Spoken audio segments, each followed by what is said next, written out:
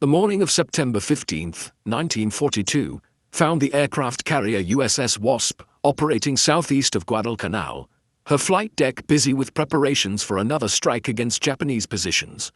Commander Yahachi Tanabe, peering through the periscope of the Imperial Japanese Navy submarine I-19, watched the American task force through the thin magnification of his optics. He had been stalking these ships for hours, maneuvering his boat into position while avoiding the destroyer screen that circled the carriers like protective wolves. At 13:20 hours, Tanabe gave the order. 6 Type 95 torpedoes left I-19's tubes, their oxygen-fueled engines leaving almost no wake as they ran hot, straight, and normal toward the American ships. 3 of them struck Wasp on her starboard side. The detonations tore open her hull, ruptured aviation fuel lines, and ignited fires that would ultimately consume the ship. By evening, Wasp was gone, taking 173 men with her to the bottom. If you're enjoying this deep dive into the story, hit the subscribe button and let us know in the comments from where in the world you are watching from today. For Tanabe and his crew, the sinking represented vindication. Japanese submarine doctrine, carefully developed over 2 decades, emphasized attacks on high-value warships, aircraft carriers, battleships, cruisers. These were the targets that mattered, the ships that could decide the outcome of decisive fleet actions. Tanabe had done exactly what his training demanded, and he had succeeded brilliantly. I-19 returned to Japan to a hero's welcome, with speeches and ceremonies celebrating this achievement. But there was something that neither Tanabe nor the admirals celebrating his success understood that morning.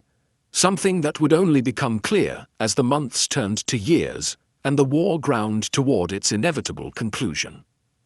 The sinking of USS Wasp, impressive as it seemed, represented a fundamental strategic failure. Not a failure of execution or courage or seamanship, but a failure of imagination, of understanding what actually wins wars fought across thousands of miles of ocean. The question this story answers is not whether Japanese submarines could sink American warships. They proved they could. The question is, why? Despite these tactical victories, despite sinking fleet carriers and cruisers and destroyers, Japanese submarines ultimately contributed almost nothing to Japan's war effort, while American submarines strangled the Japanese empire into submission. The answer lies not in technology or training or individual courage, but in a more fundamental difference, a difference in what each navy believed submarines were for. To understand what happened, you must first understand what the Imperial Japanese Navy believed about submarines and their role in modern warfare. This belief system did not emerge from nowhere. It was built carefully, deliberately, over 20 years of study and debate that began in the aftermath of the First World War. Japanese naval planners in the 1920s faced a problem. The Washington Naval Treaty of 1922 had locked Japan into a 5-to-3 ratio with the United States in capital ships. For every 5 battleships America built, Japan could build 3. For every 5 aircraft carriers America possessed, Japan could have 3. This was, the Japanese understood, an unacceptable strategic position. In any direct confrontation between the fleets, American numerical superiority would prove decisive. The solution, Japanese strategists decided, lay in what they called interceptive operations. They would not seek to match American numbers. Instead, they would whittle down the American fleet before the decisive battle ever occurred. Submarines would patrol the approaches to the Philippines and the Marshall Islands. They would shadow the American fleet as it advanced across the Pacific. And when opportunities arose, they would strike, attacking carriers, battleships, and cruisers, with torpedoes that were, by the late 1930s, the most advanced in the world. This doctrine was not theoretical speculation. It was refined through extensive war games and fleet exercises. It was codified in training manuals and operational plans. Every submarine officer learned it. Every crew practiced it. The submarine force was organized specifically to support this mission, with long-range boats capable of operating thousands of miles from home bases, equipped with massive Type 95 torpedoes carrying 991-pound warheads. the largest of any nation's submarine torpedoes. The Japanese also built the largest submarines in the world. The I-400 class displaced 6,500 tons submerged and could carry 3 aircraft in a watertight hangar. The I-16 class carried midget submarines piggyback for special operations. 52 of the world's 56 submarines larger than 3,000 tons were Japanese. These were not vessels designed for commerce raiding or convoy interdiction. They were designed as fleet scouts and warship hunters.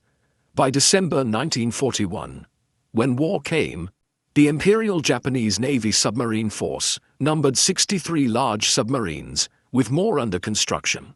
Their crews were well-trained, experienced in peacetime operations throughout the Pacific. Their torpedoes were reliable, unlike the American Mark 14, which would plague U.S. submarines for the first 2 years of war. Their doctrine was clear and well understood. They knew what they were supposed to do. And in the opening months of the war, they did it with devastating effectiveness. On January 11, 1942, submarine I-6 torpedoed and damaged the aircraft carrier Saratoga off Hawaii, putting her out of action for 5 months. On September 15, I-19 sank Wasp and damaged the battleship North Carolina in a single attack. On June 6, I-168 finished off the already damaged carrier Yorktown after the Battle of Midway, delivering the final blow to what had been one of America's most successful carriers. These were not minor achievements. In 1942 alone, Japanese submarines sank 2 fleet carriers and damaged 2 battleships. They attacked cruisers, they harassed destroyer screens, they operated in waters the Americans thought secure. For submarine crews like Tanabe's, these successes confirmed everything their doctrine had promised. They were doing their job. They were sinking major warships. They were, they believed, contributing meaningfully to Japan's war effort. But there was something else happening in the Pacific that same year, something that received far less attention in Japanese naval circles, something that would prove far more important than any number of carrier sinkings.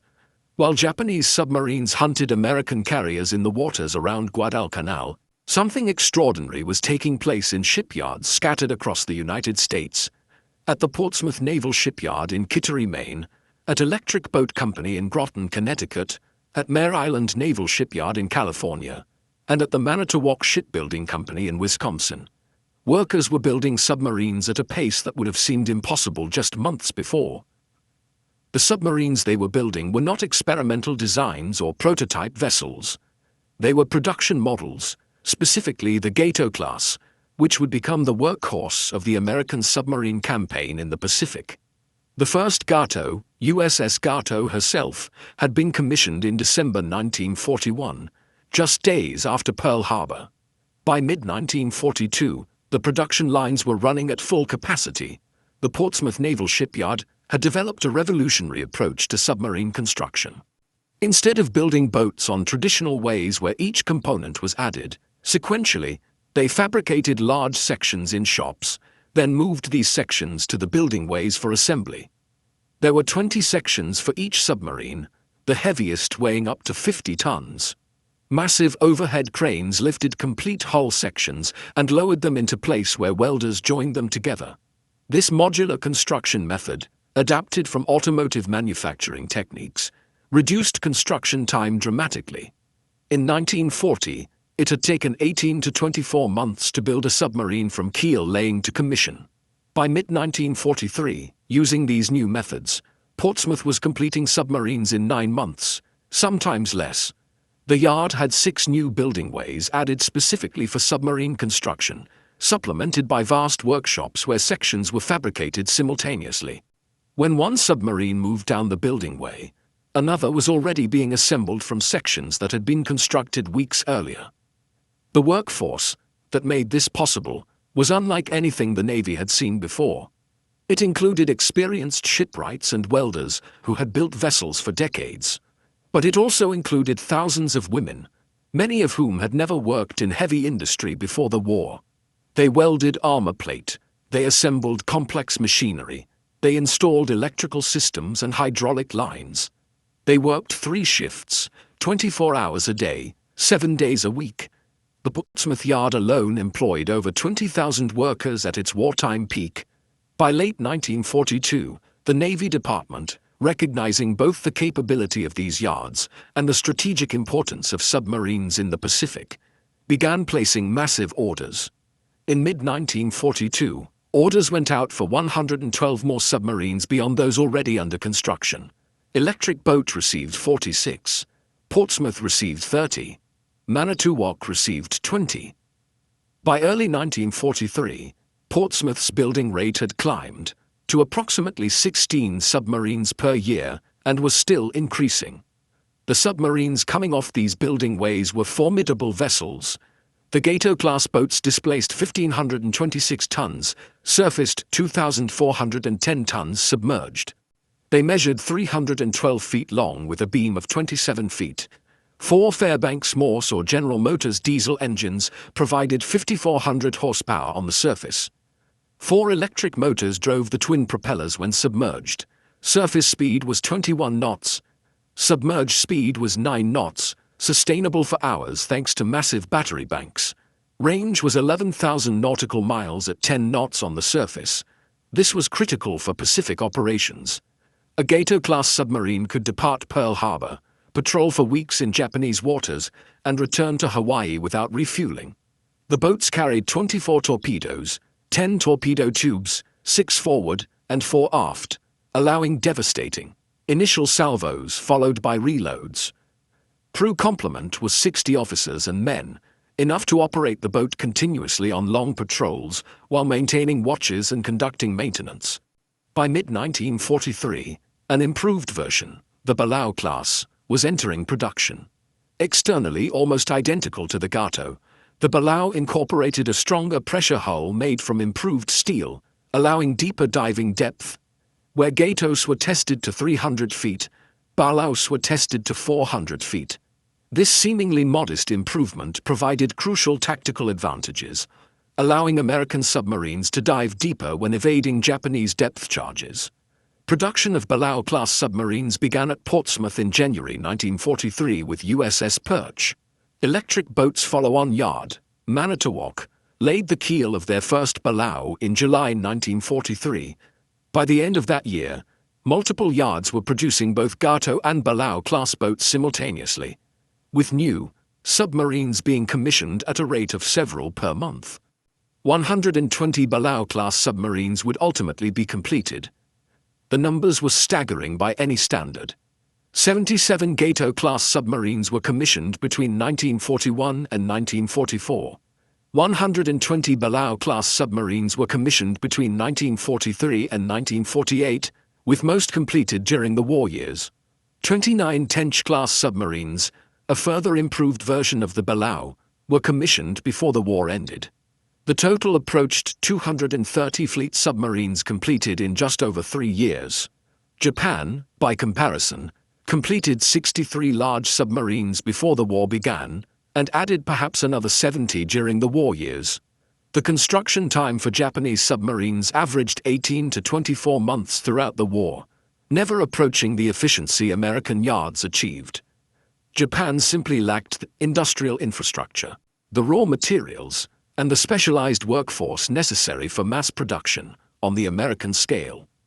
But the disparity in numbers, dramatic as it was, only tells part of the story.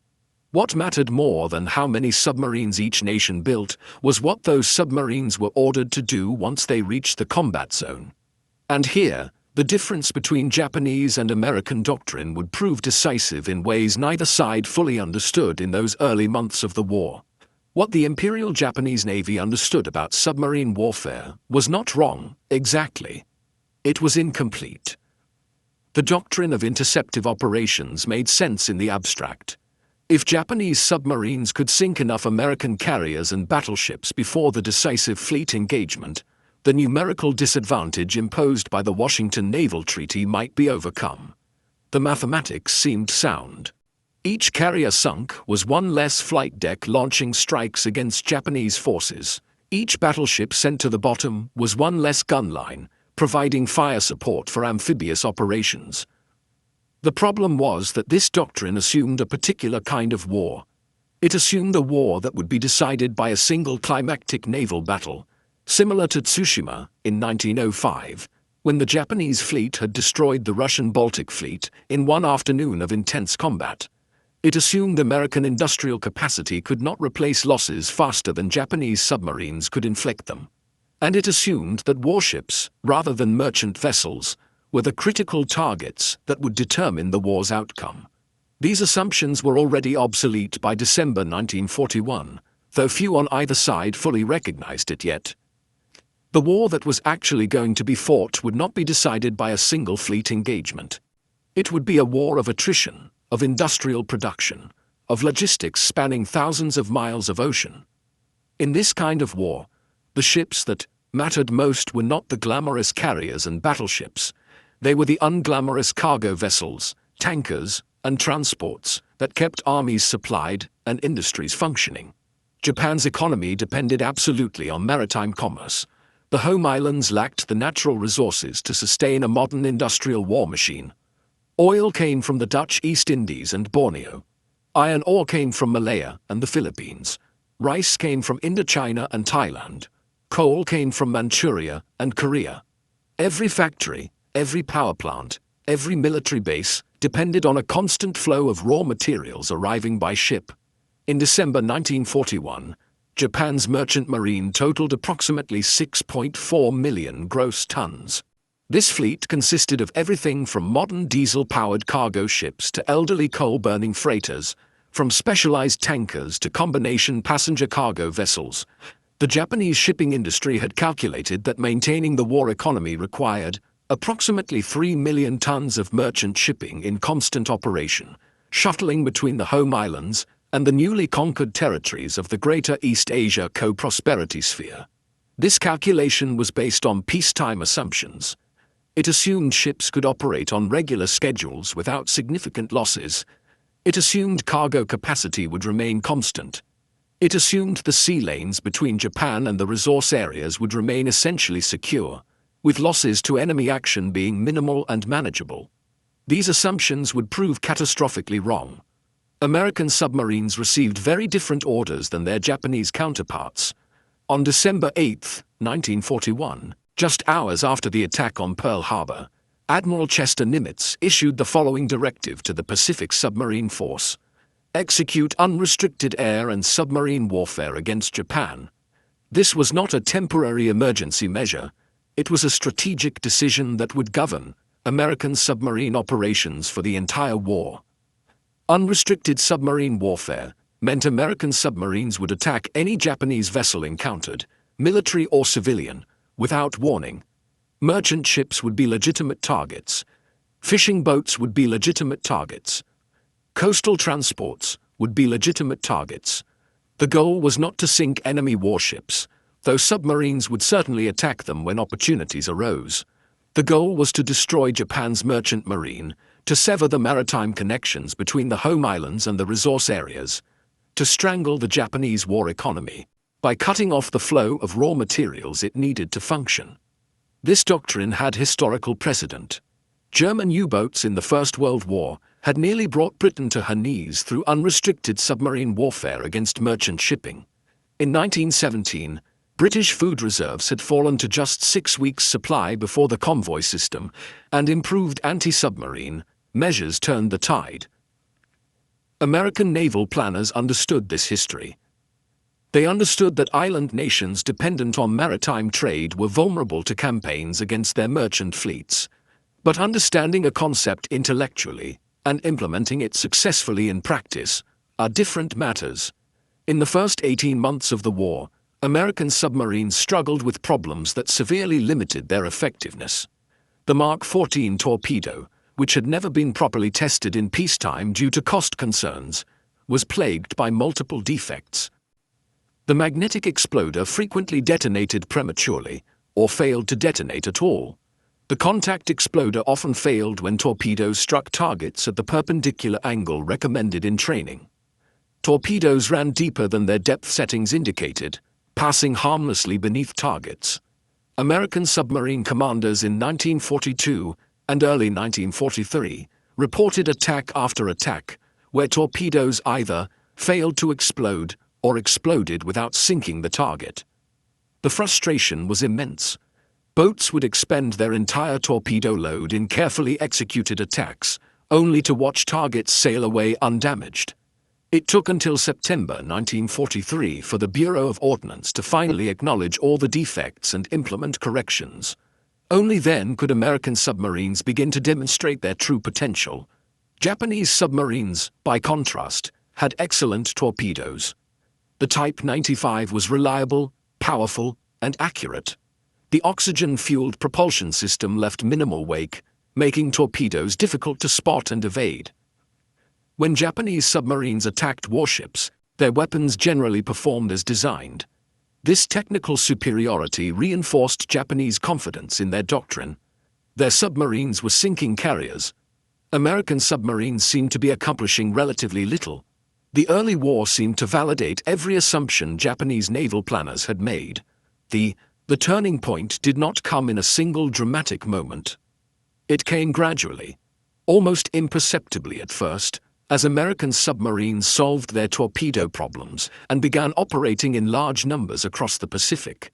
By mid-1943, the pattern of war at sea was changing in ways that would have profound implications for both submarine forces. In June 1943, American submarines sank 34 Japanese merchant ships totaling 147,000 tons. In July, they sank 33 ships totaling 158,000 tons. These were not warships. These were cargo vessels, tankers, and transports. They were the unglamorous targets that Japanese submarine doctrine largely ignored. The vessels carrying oil from Sumatra, rubber from Malaya, rice from Indochina, and bauxite from the East Indies. Each sinking represented not just the loss of the ship itself, but the loss of its cargo and the disruption of the supply chain served.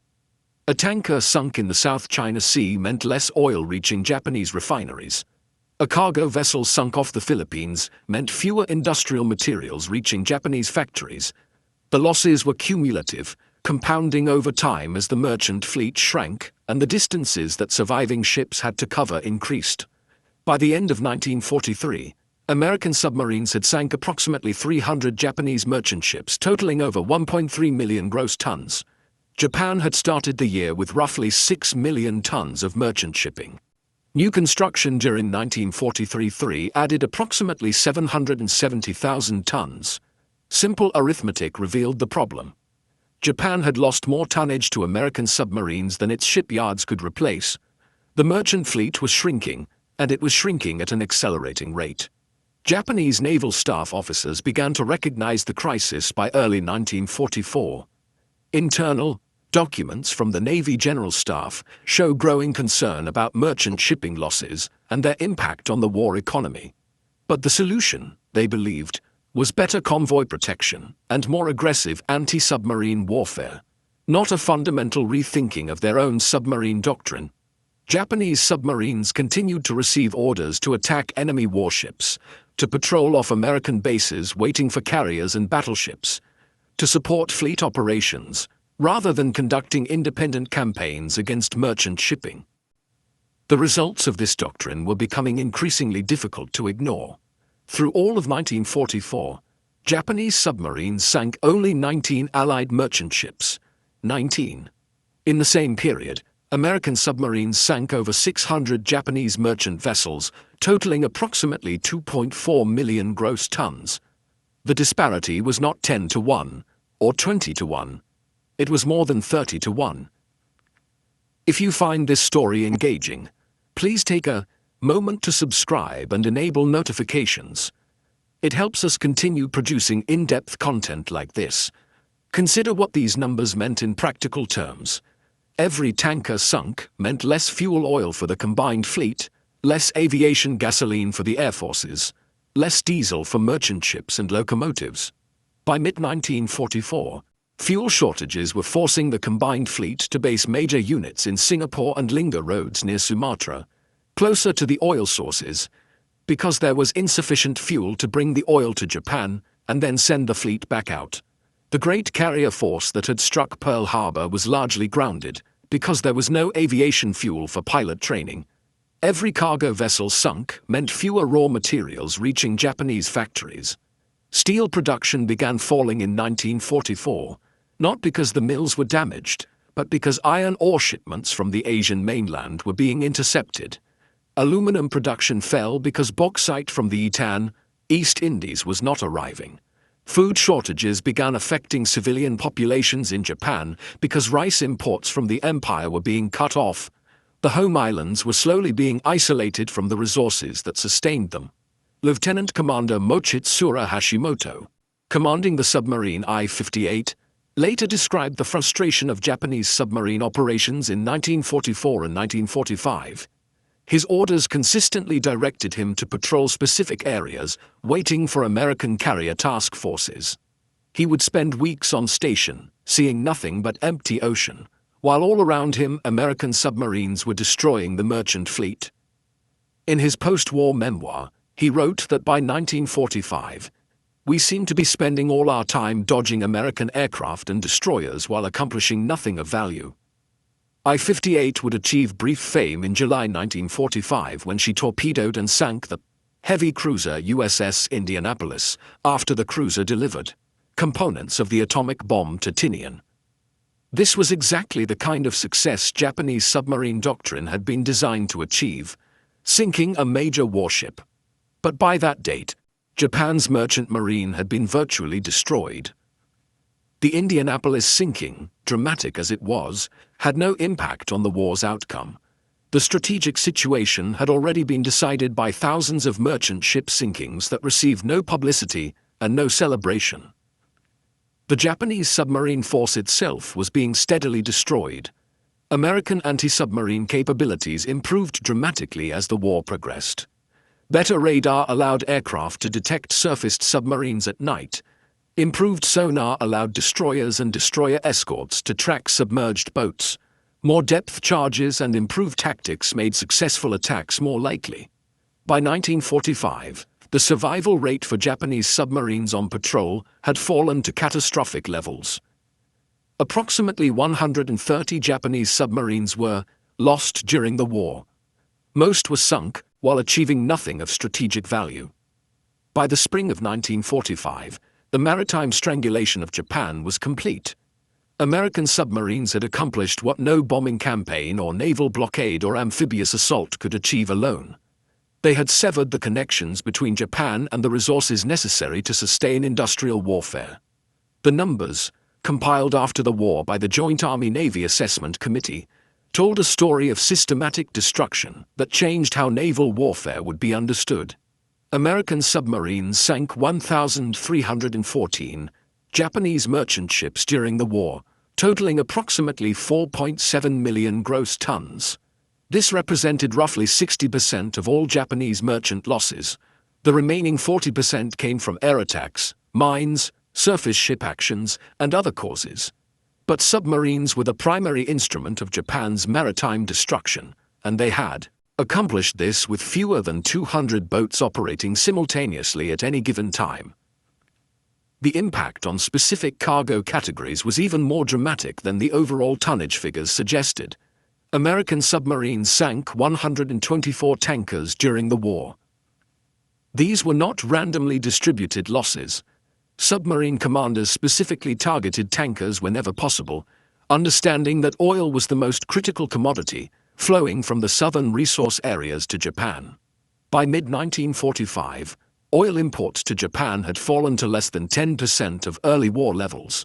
The Imperial Navy's fuel reserves, which had totaled nearly 8 million barrels in mid-1944, had fallen to less than 400,000 barrels by August 1945. This collapse of the tanker fleet had cascading effects throughout the Japanese war machine. The combined fleet, which in 1942 had ranged across the entire Pacific, was by 1945 largely immobile. The super battleship Yamato's final sortie to Okinawa in April 1945 was a one-way mission, not primarily because of the tactical situation, but because there was insufficient fuel for a return voyage. Japanese aircraft were increasingly grounded, because aviation fuel could not reach air bases in adequate quantities. Training flights were curtailed, leaving new pilots with minimal experience before being sent into combat. The destruction of cargo vessels carrying food had equally severe consequences. Japan's civilian food supply had always depended partly on imports from Korea, Formosa, and Indochina. By 1945, these imports had been reduced to a trickle. Rice rations in Japanese cities fell to levels barely adequate for survival. Malnutrition became widespread. Industrial workers, weakened by inadequate food, could not maintain previous production levels. The entire home front economy began deteriorating, not because of bombing damage, though that was severe, but because the maritime supply system had been destroyed. The comparison with Japanese submarine accomplishments is stark and merciless. Japanese submarines sank approximately 184 Allied merchant ships during the entire war, totaling roughly 900,000 gross tons. Against the United States specifically, Japanese submarines sank about 50 merchant vessels. These losses were not strategically significant. American merchant ship construction during the war totaled roughly 33 million gross tons. Japanese submarines were sinking ships at less than 5% of the rate American shipyards were building them. Japanese submarines did sink several major warships, achievements that received considerable publicity and recognition. The carriers Yorktown and Wasp sunk in 1942. The escort carrier Liscombe Bay sunk in November 1943 with heavy loss of life. The cruiser Indianapolis sunk in July 1945. Approximately 30% of Japanese submarine attacks during the war were directed against warships, and they did inflict meaningful losses on the Allied naval forces, particularly in the difficult year of 1942. But what did these sinking actually achieve in strategic terms? The answer, painful as it was for Japanese submarine crews to contemplate, was very little. The United States commissioned 8 Essex-class fleet carriers between 1942 and 1945, along with numerous escort carriers. The 2 carriers sunk by Japanese submarines in 1942 were replaced many times over. American shipyards launched over 100 escort carriers during the war, small aircraft carriers built on merchant hulls that could be constructed in less than a year. The mathematical reality was crushing. Japanese submarines, following their doctrine of attacking high-value warships, achieved tactical successes that had no strategic impact. American submarines, systematically destroying merchant shipping, achieved tactical successes that accumulated into strategic victory. Every Japanese tanker sunk meant less fuel for the entire war machine. Every Japanese cargo vessel sunk meant fewer materials for factories. The cumulative effect of hundreds of merchant ship sinkings was the slow starvation of Japan's industrial economy. Commander Hashimoto, after the war, reflected on this disparity in his memoir.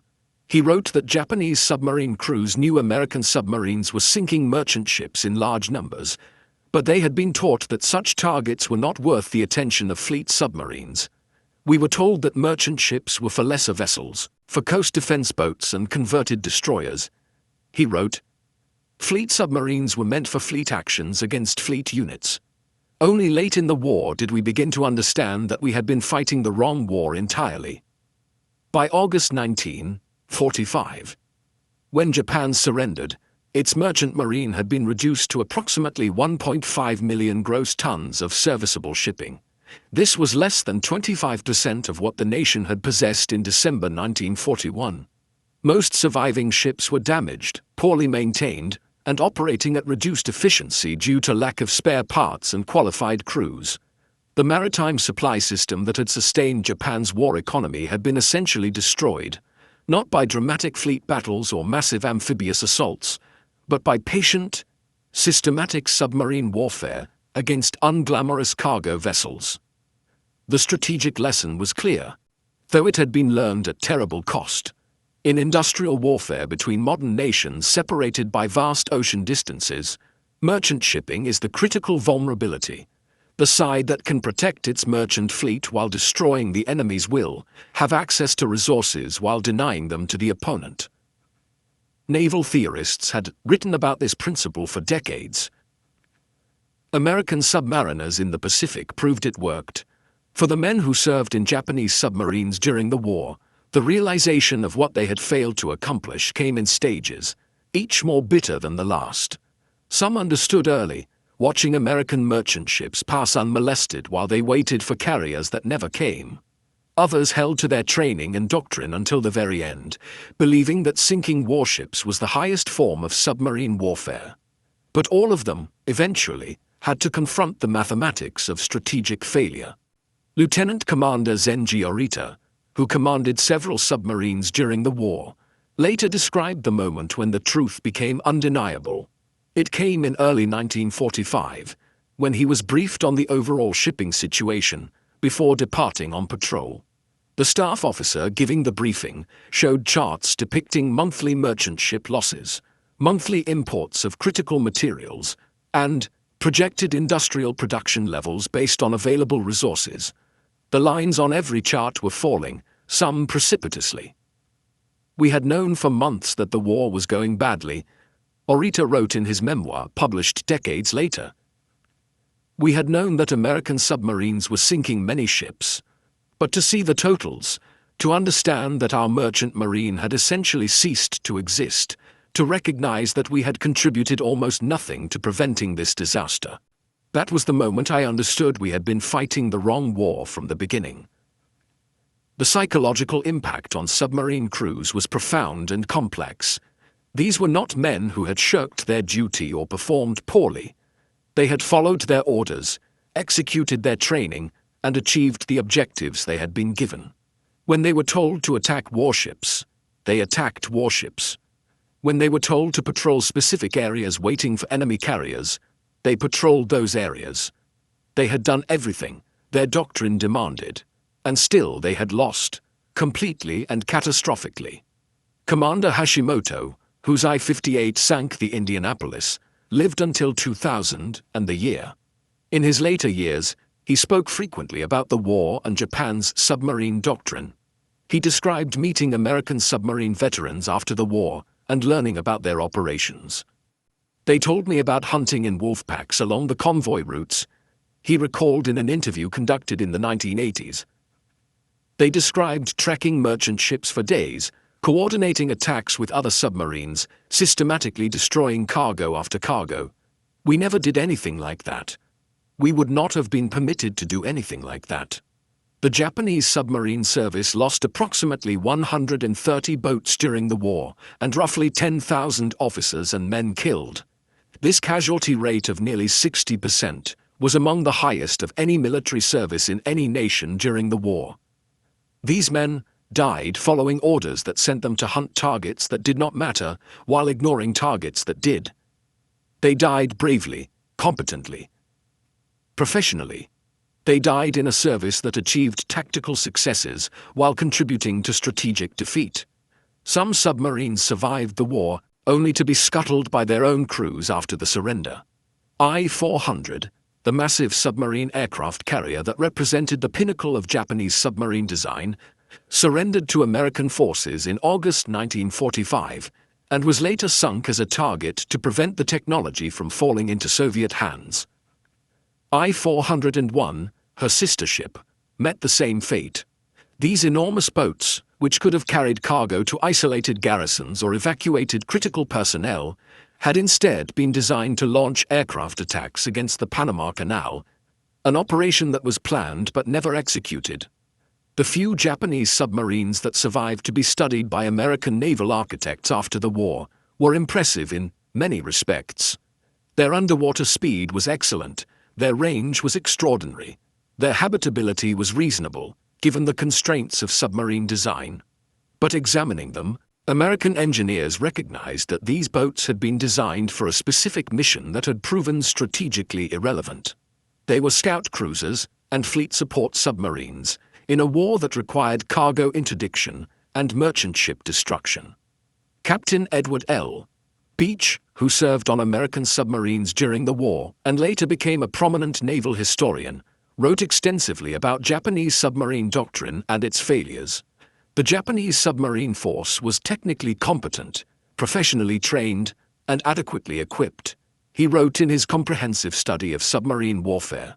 What it lacked was a coherent strategic doctrine that matched the actual requirements of the war Japan was fighting. This was not a failure of the submarine crews, it was a failure of the naval establishment that gave them their orders. The tragedy, Beach argued, was not that Japanese submarines failed to sink enough American ships. The tragedy was that they were never given the opportunity to fight the war that might have made a difference. Had Japanese submarines been ordered to attack merchant shipping systematically from the war's beginning, had they been positioned along the sea lanes between Australia and Hawaii, between the west coast and the forward bases, between Pearl Harbor and the combat zones, they might have achieved results that genuinely complicated Allied operations. The American submariners who fought the campaign against Japanese merchant shipping faced their own psychological challenges, though of a different kind. They had been ordered to wage unrestricted submarine warfare against a nation's entire maritime commerce. This meant sinking not just military transports but civilian cargo ships, not just modern freighters but elderly coastal vessels, not just purpose-built warships, but converted passenger liners carrying troops. The men who pulled the triggers on torpedo launches, who watched through periscopes as merchant ships broke apart and sank, who heard the underwater sounds of bulkheads collapsing and boilers exploding, were engaging in what was essentially economic warfare against an entire population. They were not fighting soldiers who had chosen military service. They were killing merchant sailors whose crime was sailing under the wrong flag in waters claimed by the wrong power. Commander Richard O'Kane, who commanded USS Tang through 5 war patrols that sank 33 ships, totaling over 100,000 tons, described the moral complexity of this mission in his post-war writings. Every patrol involved sinking ships we knew carried not just military cargo but civilian goods, not just soldiers but merchant crews who were essentially non-combatants. He wrote, "We did it because we had been ordered to do it, because we understood it was necessary to win the war, because we believed the alternative, a Japanese victory, was unconscionable. But that did not make it easy." Tang's 5th patrol ended in tragedy when one of her own torpedoes malfunctioned, circled back, and struck the submarine. Tang sank in 180 feet of water off the coast of China in October 1944. Only 9 men survived, including O'Kane, who spent the rest of the war in a Japanese prisoner of war camp. He was awarded the Medal of Honor for his submarine commands and later became one of the most respected voices in analyzing submarine warfare. American submarine crews faced extreme dangers throughout the war. 52 American submarines were lost in combat, with 3,732 officers and men killed. This represented a casualty rate of approximately 22%, one of the highest loss rates in the United States military. These men fought in vessels that offered no possibility of survival if the boat was sunk in deep water. They hunted in enemy-controlled waters, often operating alone, relying on stealth and their own skills to evade detection and destruction. The psychological strain of submarine service was immense. Patrols lasted 8 to 10 weeks, spent almost entirely submerged during daylight hours in enemy waters. The air inside the boat became foul after days submerged, thick with diesel fumes, cooking smells, and the exhalations of 60 men in a confined space. The heat in tropical waters was oppressive, with interior temperatures often exceeding 100 degrees. The constant danger, the long periods of boredom punctuated by moments of intense action, the knowledge that any mistake might result in the entire crew's death, all contributed to stress levels that sometimes approached the unbearable. Yet these men also understood, in a way that few other military personnel could, that they were winning the war. Of their actions directly. They watched through periscopes as tankers exploded and cargo ships settled into the water. They read intelligence summaries describing the impact of merchant shipping losses on Japanese industrial production. They knew that every ship they sank was a ship that would never deliver its cargo, never support enemy operations, never contribute to sustaining Japan's war machine. Captain Roy Davenport, who commanded USS Haddock for 5 war patrols, later described this understanding as both motivating and troubling. "We knew we were doing the most effective thing American submarines could do to win the war. He said in an oral history interview conducted in the 1980s, "We had concrete evidence of success. We could count the ships we sank, estimate the tonnage, calculate the cargo lost. But we also knew that our success came at the cost of lives, and that knowledge never entirely left us, even decades later." The American submarine campaign succeeded because it was properly conceived, adequately resourced, and ruthlessly executed. The submarines themselves were excellent platforms, well designed, properly equipped, and built in sufficient numbers. The crews were well trained and highly motivated. The command structure gave submarine skippers considerable autonomy to seek targets and prosecute attacks as they saw fit. And most importantly, the strategic doctrine was correct. American submarines were sent to attack the targets that mattered most, the merchant ships carrying the resources Japan needed to sustain industrial warfare. Admiral Charles Lockwood, who commanded the submarine force in the Pacific for most of the war, understood this better than almost anyone. He fought bureaucratic battles to get torpedo problems fixed. He defended submarine commanders when they took aggressive actions. He analyzed patrol reports and adjusted tactics based on what the results showed. And he never lost sight of the strategic objective: the destruction of Japan's merchant marine. In his post-war writings, Lockwood reflected on what the submarine campaign had accomplished and what it had cost. "We lost 52 boats and nearly 4,000 men," he wrote.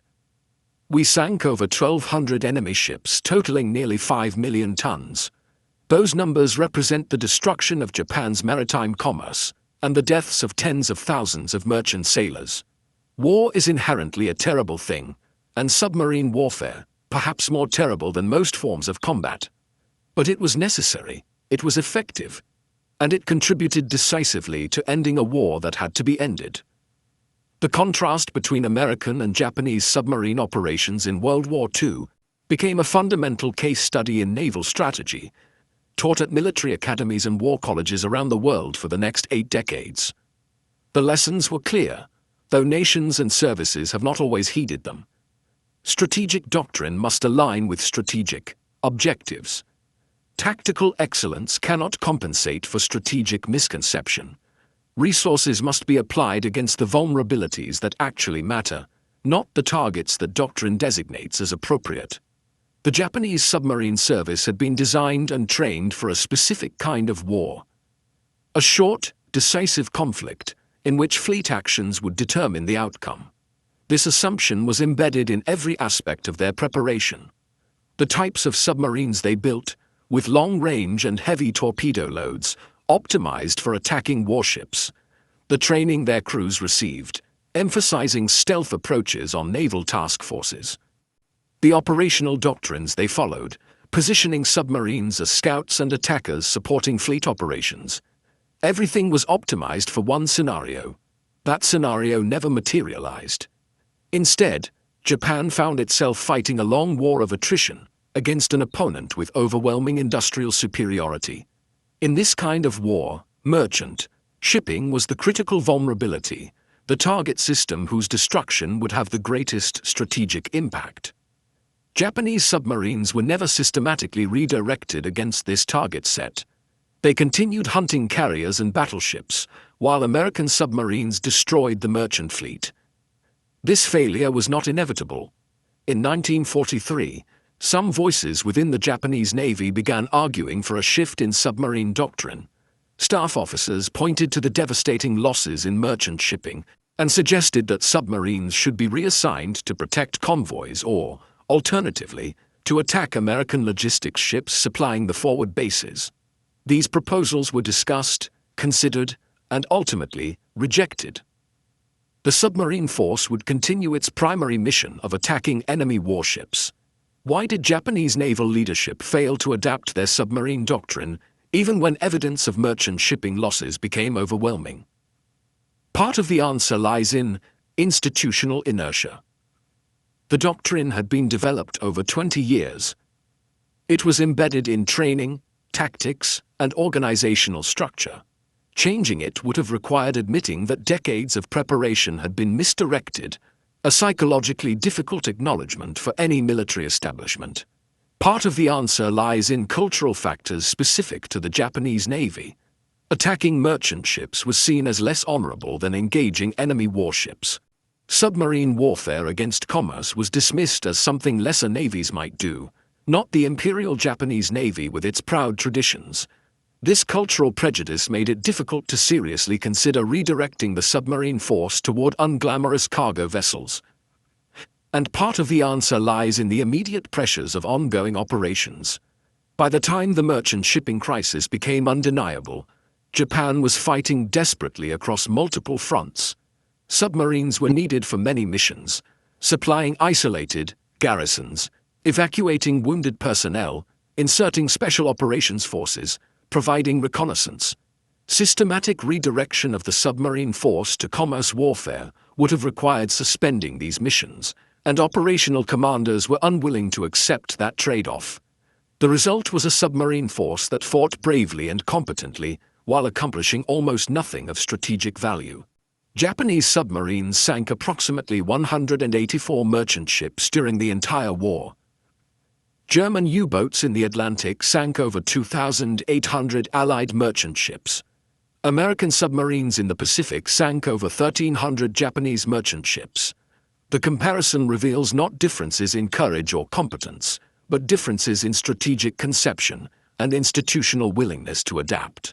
For American submariners, the legacy was more straightforward, though not without complexity. They had fought a campaign that proved decisive in strangling Japan's war economy. Post-war analysis by the United States Strategic Bombing Survey concluded that even without the atomic bombs, even without the Soviet entry into the war, the destruction of Japan's merchant marine would likely have forced surrender by late 1945 or early 1946 through starvation and industrial collapse. This conclusion validated American submarine doctrine but also raised uncomfortable questions. If submarine warfare against merchant shipping was so effective, was it ethical? The merchant sailors who died when their ships were torpedoed were not combatants in any traditional sense. They were civilians employed in maritime trade who happened to be sailing under a nation at war. The destruction of merchant shipping also meant civilian populations on the Japanese home islands suffered privation and eventually near-starvation conditions. These moral questions have never been fully resolved. They remain part of the legacy of the submarine campaign, acknowledged by historians and veterans but not susceptible to simple answers. War itself is an ethical catastrophe, and within that catastrophe, the bombing of cities, the blockading of ports, and the sinking of merchant ships are all actions that cause immense civilian suffering while serving military objectives. What can be said with certainty is that American and Japanese submarine forces in World War II demonstrated conclusively that strategic doctrine matters more than tactical excellence, that properly applied resources achieve more than improperly applied resources, regardless of the quality of the tools, and that institutional flexibility to adapt doctrine based on results is critical to success in any extended conflict. The men who served in both submarine forces, American and Japanese, paid the price for their nation's strategic choices. American submariners died implementing a doctrine that worked. Japanese submariners died implementing a doctrine that failed. Both groups displayed courage, skill, and devotion to duty. Both groups deserve to be remembered with respect, but only one group's sacrifice contributed meaningfully to their nation's strategic objectives. On September 15, 1942, when Commander Tanabe ordered the torpedoes fired that sank USS Wasp, he was executing Japanese submarine doctrine perfectly.